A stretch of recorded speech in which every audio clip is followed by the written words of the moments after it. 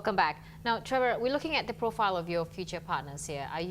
Is there a specific criteria for the partners that you want to work with here in Indonesia? I see that you perhaps may look into people of your peers in the industry, or it may be a private sector, individual. What can you tell us a little bit about that? Sure. Obviously, this is like a marriage. So I'm married already. I know how hard it was to choose my wife.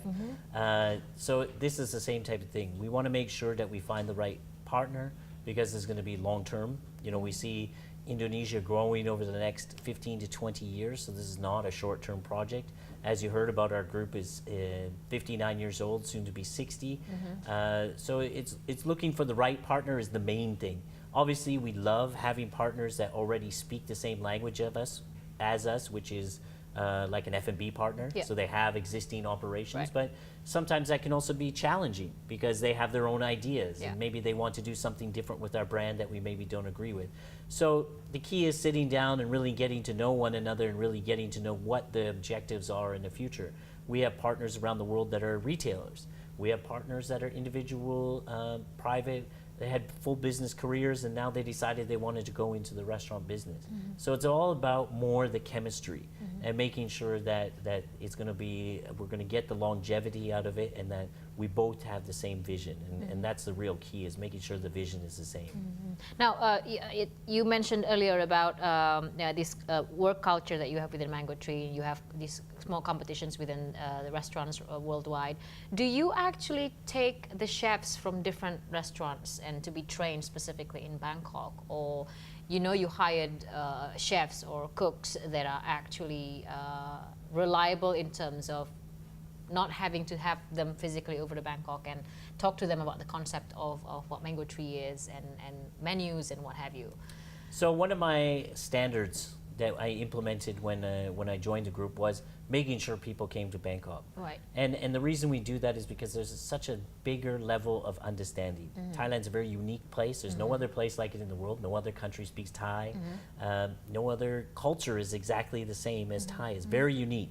And people need to understand that. And by embracing them in the culture, for our mandatory 1 month training, Right. they really get it and they really understand it and they're able to take that back with them to their country and they're able to pass that around. It's like sowing a seed and spreading it.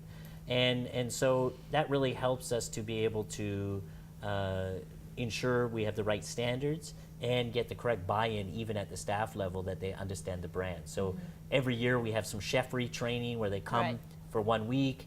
A bunch of chefs get together. We take them to a different region of Thailand so they get to learn something new about Thai cuisine and give them a new experience. And so what happens with that is we create loyalty amongst our staff around the world because they become loyal to the brand.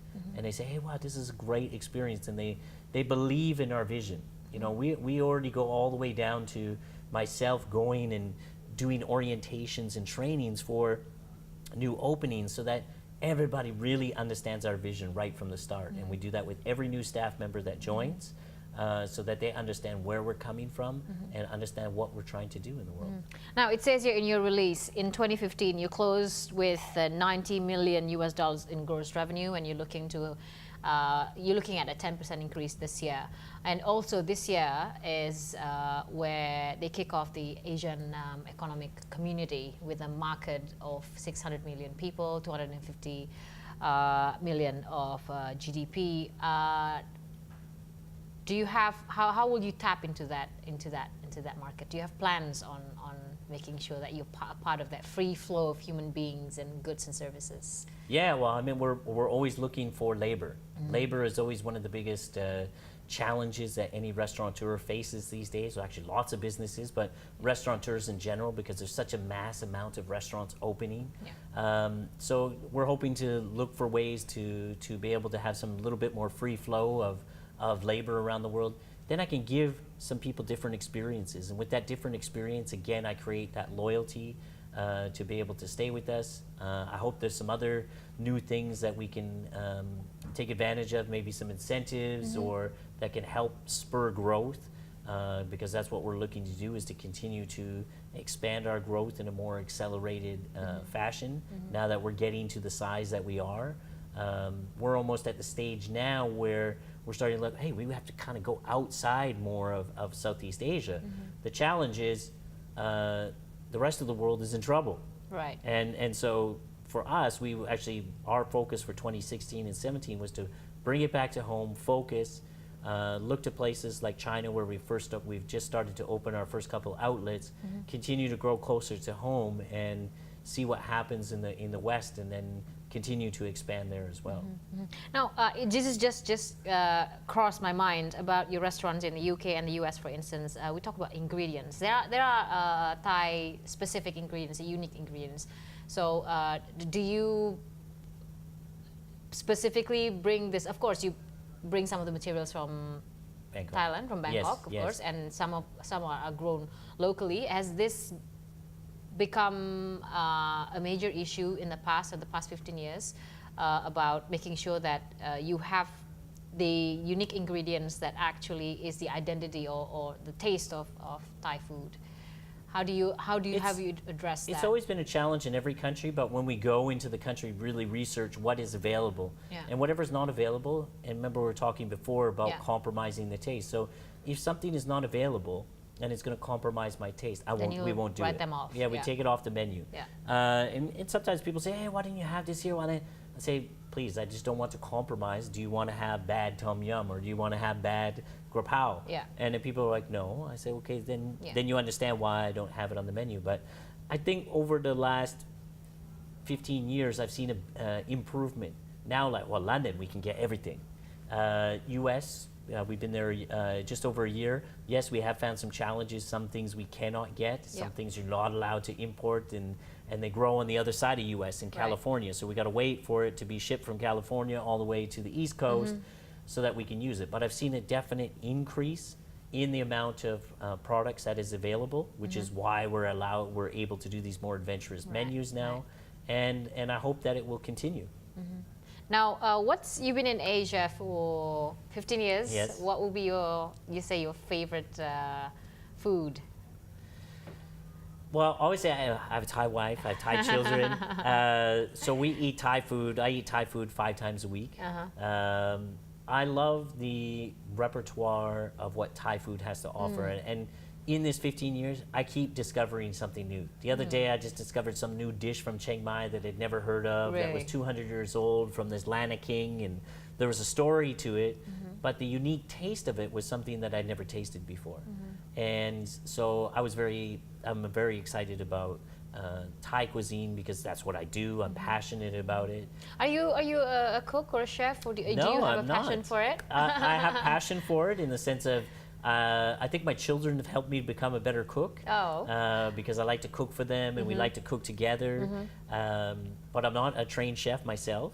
But I do, from the early days of being in the restaurant business, just always asking questions, spending time in the kitchen, not actually cooking myself, but watching them, studying, asking questions to know what every little single ingredient is, so that I can then explain it to my customers and explain it to the world. And what brought you into that industry? The F&B restaurant industry? We were talking about earlier. It's just by chance, really. I have a background in, at that time I had real estate and a construction company in Vancouver, Canada. And I wanted this Gucci apartment overlooking the bay. And the guy was also a contractor. And he said a question to me. He said, how high are your receivables? And I said, oh, quite high. And he goes, does that affect me getting this apartment? He says, well, yeah, I'd prefer somebody that had a stable, a salary every month. I said, well, I got good money coming in. He goes, yeah, but your receivables are high. And I know what it's like because I run the same type of business. So I said, if I get stable income, will you give me this apartment? He says, yeah. So I ran out that day, got the newspaper, found a restaurant job, got hired as a bartender, was the only person to get hired that had no experience for this new restaurant opening. Got hired as a bartender. Within a week, they made me into a waiter.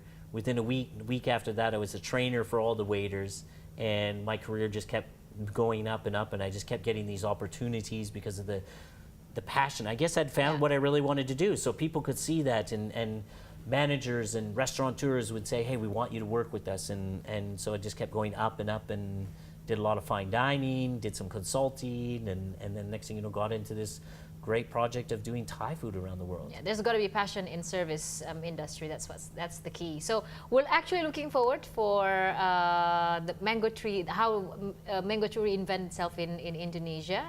All the best to you. Thank you for coming to The Perspective and sharing with us about this new exciting venture that Mango Tree is doing here in Indonesia. All the best, Trevor. Thank you very much. Thank you. That has been The Perspective with the Mango Tree Worldwide Managing Director, Trevor McKenzie, who is actually in the country to talk about reinventing Mango Tree here in the country soon enough.